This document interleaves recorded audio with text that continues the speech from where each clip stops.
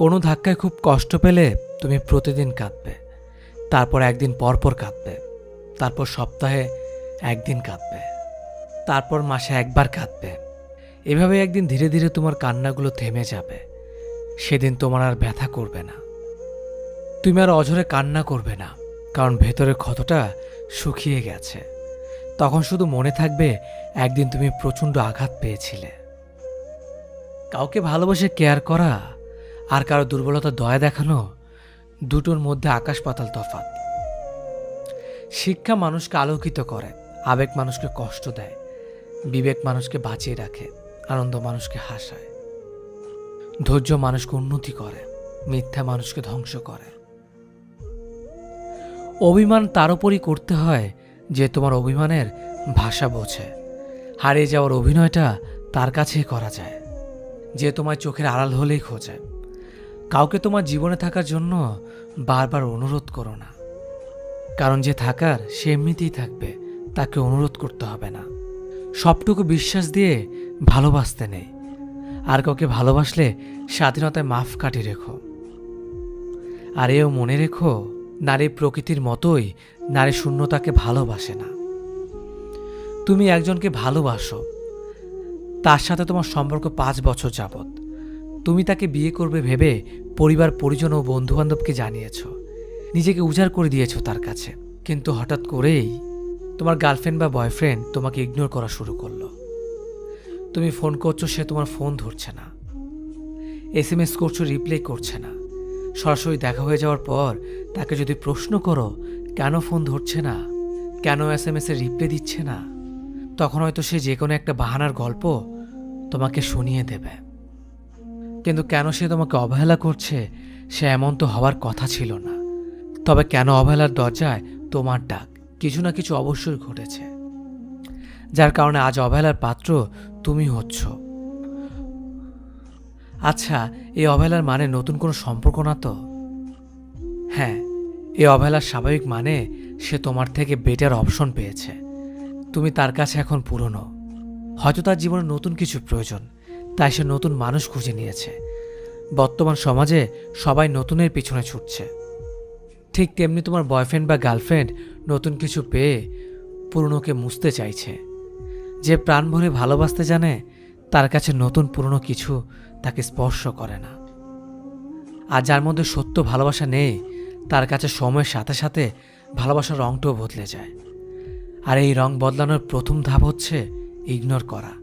তোমাকে সে ইগনোর করছে, কখনো আবার তোমার সাথে রাগও দেখাচ্ছে, কারণ তুমি জানো নিজ থেকে তার থেকে দূরে সরে যাও। অনেক সময় তুমি ভাবতে পারো যে অন্য কোনো ঝামেলা আছে হয়তো, তার কারণেই তোমাকে ইগনোর করছে।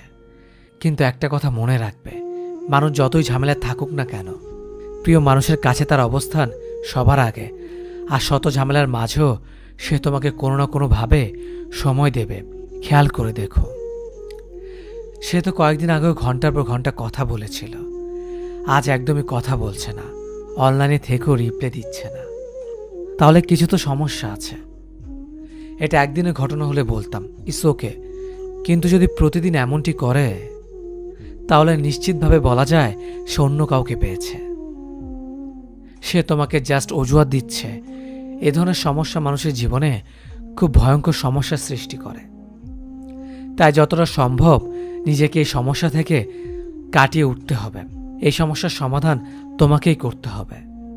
তোমার অনেক কষ্ট হবে, তোমার মনে হবে তার সাথে একটু কথা বলি, একটিবার জানতে চাই কেন সে আমার সাথে এমন করছে। কিন্তু মনে রাখবে, তুমি যা ভাবছো সে কিন্তু তা ভাবছে না। তুমি একটু কথা বলতে চাইছো, আর সে অন্য কারো সাথে দিব্যি সময় কাটাচ্ছে।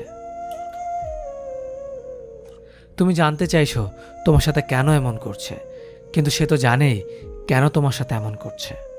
সুতরাং তোমাকে যে কাজগুলো করতে হবে তা হলো সে যে কাজ করেছে ঠিক সেই কাজগুলো তোমাকে করতে হবে। যেমন সে তোমাকে দিনে একবার কল দিলে তুমিও তাকে একবারই কল করো। সে তোমার সাথে ঠিক মতন কথা বলতে চাইছে না, তুমিও তোমার কাজে ব্যস্ততা দেখাও। তুমিও তাকে জানান দাও যে তার সাথে প্রতি মুহূর্তে কথা বলার সময় তোমার নেই। এটা বোঝানোর চেষ্টা করো নিজে তুমি অনেক সুখে আছো, ফেসবুকে বন্ধুদের সাথে ছবি দাও, কাজকর্ম নিয়ে ব্যস্ত সময় পার করছো সেটা ভালো করে বুঝিয়ে দাও। সে যেন বুঝতে পারে তাকে ছাড়া তুমি ভালো আছো। যখন তুমি এই ব্যাপারগুলো নিয়মিত করবে, তখন তোমার গার্লফ্রেন্ড বা বয়ফ্রেন্ড তোমার কথা আবার ভাবতে শুরু করবে। যখন দেখবে তুমি তোমাকে নিয়ে খুব ব্যস্ত, তুমি আর তাকে নিয়ে কোনো চিন্তা করছো না, ঠিক তখনই সে তোমাকে নিয়ে আবার চিন্তা করা শুরু করে দেবে। সে তোমাকে আবার কল দেওয়া শুরু করবে, আবার সে তোমার সাথে কথা বলতে চাইবে, সে আবার তোমার সাথে দেখা করতে চাইবে। কিন্তু মনে রেখো, নিজেকে কন্ট্রোল করার ক্ষমতা তোমার থাকতে হবে। কেউ তোমাকে নিয়ে যা খুশি করবে আর তুমি তা মেনে নেবে, তাহলে জীবনে বড় ভুল করবে। তোমার উচিত হবে এমনভাবে আরও কিছুদিন দেখা, কিছুদিন পর তুমি নিজেই বুঝতে পারবে সে বর্তমানে কোন অবস্থানে আছে। তখন তোমার উচিত হবে সরাসরি কথা বলে নিজেদের সম্পর্ককে আবারও নতুন করে জানা। সেই জানা সঠিক হলে এগিয়ে যেতে পারো। আর যদি ঝামেলা মনে হয়, তাহলে সম্পর্ককে নিয়ে গভীরভাবে ভাবা দরকার নেই। যে ভালোবাসায় দম বন্ধ হয়ে আসে, সেই ভালোবাসা না বাসলে ক্ষতি কি? যার কাছে নির্ভয় কিছু বলতে গেলে ভেতর কেঁপে ওঠে, এমন মানুষ অন্তত আমার জীবনে না আসুক। কিছু বলতে যেয়ে যদি মনে হয় সে কি ভাববে, কিছু স্বাধীনভাবে করতে চাইলে যদি হাজারটা অহেতুক কৈফিয়ত দিতে হয়, কিংবা তাকে মিথ্যে বলে ঝগড়া এড়াতে হয়, সেই ভালোবাসায় না জড়ানোটাই ভালো।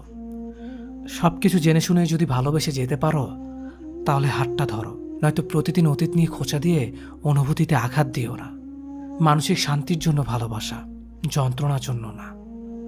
ভেঙে পড়া মানুষকে সিম্পেথি কম বেশি সবাই দিতে পারে, কিন্তু ভেঙে গিয়ে ডুবতে থাকা মানুষের দিকে ঠিক কজন আর হাত বাড়িয়ে দিতে পারে? একটা মানুষ কারোর প্রতি অগাধ বিশ্বাসের জোরে তার হাত আঁকড়ে ধরে, আর একমাত্র হাত আঁকড়ে ধরেই সেই মানুষটা তার প্রিয় মানুষটাকে নিয়ে নিজের ভবিষ্যৎ সুন্দরভাবে সাজানোর স্বপ্ন দেখতে থাকে। শুধু তাই নয়, সেই মানুষটা প্রতিনিয়ত নিজেকে এতটা বোঝাতে থাকে যে অন্তত তার যাই হোক, এই মানুষটা কখনো আমার হাত ছেড়ে দেবে না, কিংবা অন্যদের মতো আমাকে কখনো ভেঙেছিল অবহেলার অন্ধকারে ডুবে যেতে দেবে না। তবে বাস্তবতার কঠোর সত্যি জোরেই হোক, অথবা প্রিয় মানুষের হঠাৎ বদলে যাওয়ার অনাকাঙ্ক্ষিত কারণেই হোক, সব মিলিয়ে যখন এই মানুষটাই তার নিজের প্রিয় মানুষটার ধারে প্রতারিত হয়, আবার বিশ্বাসঘাতকতার বলি হয়, তখন আসলে এই মানুষটার পুরো দুনিয়া একদম এক নিমিষে অন্ধকার হয়ে পড়ে। তখন জীবনের সবকিছু হুট করে একদম বিষের মতো তেতো হয়ে ওঠে।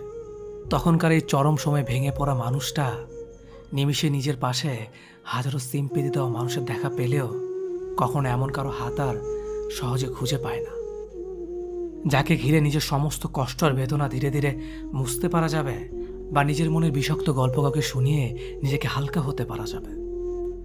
আসলে কোনো মানুষ এটাই বোঝার চেষ্টা করে না যে ভেঙে পড়া কোনো মানুষের জীবনে আসলে অযথা হাজারো সিম্পেথির কোনো প্রয়োজন পড়ে না, বরং প্রয়োজন পড়ে এমন একটা মানুষের হাতের, যে হাতটা হবে শতভাগ ভরসার আস্থার হাত। আর এই হাতটা ধরে আজীবন ভালো থাকা যাবে, আর এই ভরসার জোরে নিজের অন্ধকারাচ্ছন্ন বিষাক্ত জীবন নিমিষেই রংধনুর মতো রঙিন করতে পারা যাবে। সুতরাং ভেঙে পড়া কোনো মানুষের দিকে অযথা মূল্যহীন সিম্পেথির তীর না ছুঁড়ে বরং নিজের হাতটাই তার হাত আঁকড়ে ধরার জন্য এগিয়ে দেওয়া উচিত, যে হাতটা ধরে নিজে ভালো থেকে অন্যকে ঢের ভালোবাসতে পারা যাবে।